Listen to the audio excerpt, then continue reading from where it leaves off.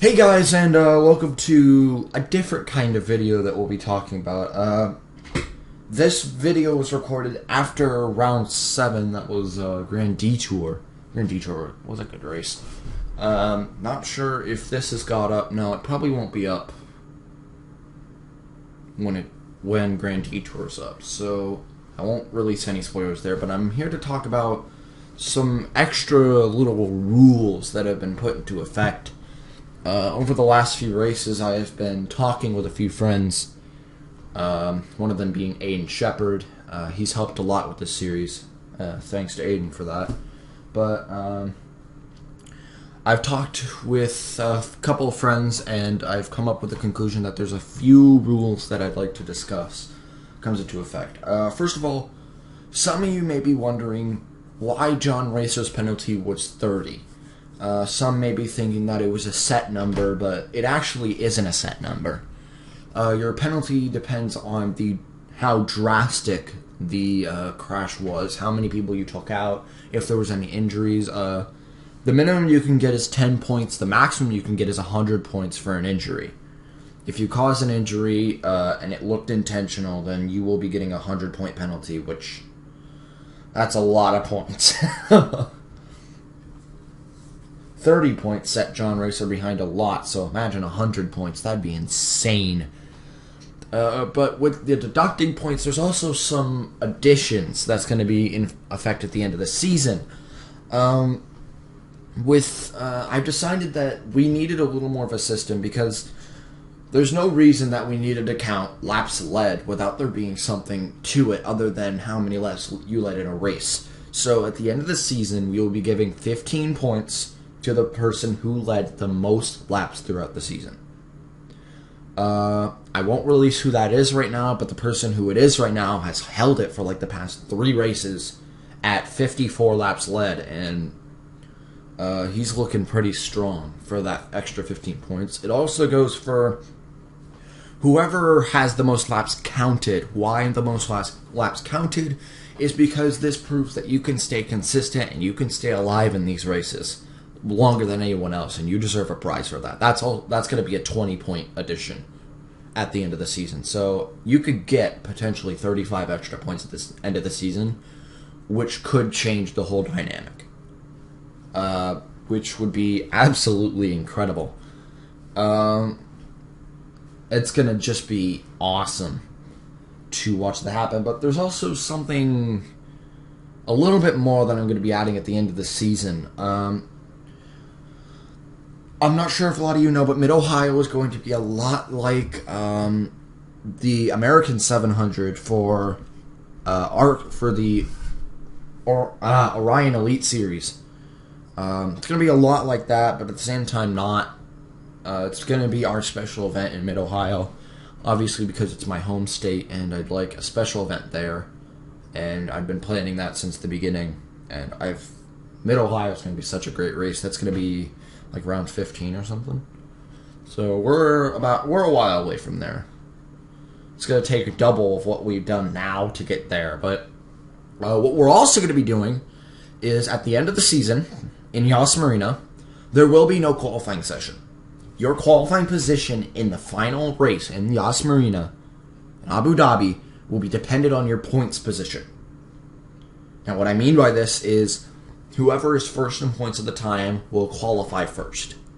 Whoever is second at the time will qualify second. And so on and so forth. Now, some of you may think that that's biased toward the people who are down in the order. And yes, it absolutely is. But the reason I'm setting it up like this is so that if there's only like 2 or 3 people left in contention, I don't want one to qualify like second and the other to qualify like 34th. That'll make the whole championship, the whole ending to the championship boring. The reason I'm doing this is so that everyone who's contesting for a points position will start next to the person who they are contesting with. They will start near them. No matter what. He'll either be the person behind you or the person beside you. That's how that's going to work. So, yeah. So it comes down to how good you do in the points position up till then to how you'll qualify in Yas Marina. If you qualify good, that's good. Qualify good. Because, boom, you may get another win if you're the points leader. But you got to watch out because those people behind you are going to be trying as hard as they can to take your position. Because if you are first, you have to deal with second, third, and fourth, which are contesting with you in points. So not only are they going to be racing you for a win, they're going to be racing you for a championship. And they're going to be racing hard. So that's what the whole qualification system with the Yas Marina. I'm really excited about that. That's going to be a really cool race. As for Mid-Ohio, it's going to be like the American 700, qualifying, but instead of a qualifying session with like the practice session, no, this is going to be a qualifying race. Probably about 10 laps or 5 laps around Mid-Ohio to test who will be the pole sitter. I'll probably have a weird system. I'm not sure exactly what I'm doing with the Mid-Ohio. I know what I'm doing with Yas Marina. I need to work on Mid-Ohio, but I just wanted to notify you all about what's going on this season, how I'm being different from everybody else. I don't think anyone else has ever done this. So yeah, most laps at the end of the season, most laps count at the end of the season. You better watch out for those because whoever has the most there, which, like I said, at current, the person who has the most has 54 laps led. I will not say who. But basically it comes down to if you can get those extra points, that may matter for a championship. Those 15 or 20 points may be the difference between first and second in the championship at the end. So you guys better be contesting with that. I may increase the points because we will have a lot more points near the end of the season. Then again, people will still be close together. But I will notify you if any of this changes. But for now, like I said, extra points at the end of the season for most laps led and most laps counted. Mid-Ohio's can be a lot like the American 700 and or Orion Elites. Here, still trying to get used to that name.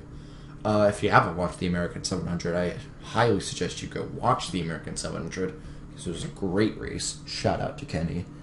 And Yas Marina, qualifying will be dependent on your points position instead of your qualifying position. So there will be no qualifying session. So watch out for that. But that's about it, guys. Next race I haven't really recorded. I'll probably record it tomorrow. I'm just not into it today, but I thought I might as well because Portland just got uploaded as I'm explaining this, and now I'm just waiting for But for now, guys, I will see you at round I'll see you guys at round 7. That's right, Grand Detour hasn't been uploaded yet. I'll see you guys at round 7, even though it won't be the same me that's here now. It's a before me. Just go with it. I'll see you guys next time. Ciao. Oh, I almost forgot to mention this. Paint schemes are open for the rest of the season. You are allowed to change your paint scheme, but there is one standing rule, is that you may only change your paint scheme once every 5 races. That includes both you and your replacement driver. Not your replacement driver, your other driver. Your secondary, let me say. Like, how do I explain this?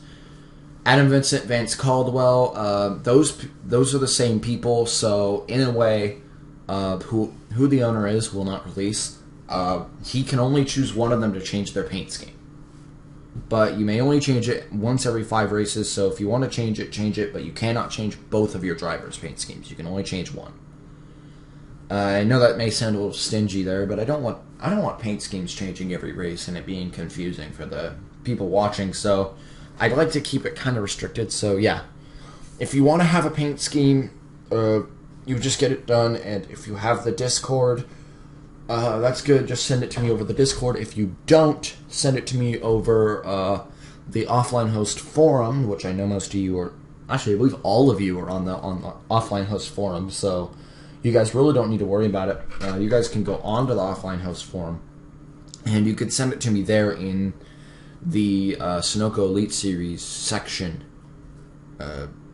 Probably post it in the current round that we're going through, and I'll check out the car if I think if you want it there, you can have it, but you can't change it for the next 5 races. So better make it a good scheme, or that won't be good. But yeah, now I'm done. I think like just give me a second. Yeah, I've covered everything. All right, so I'll see you guys in round 7 for the past me. Ciao.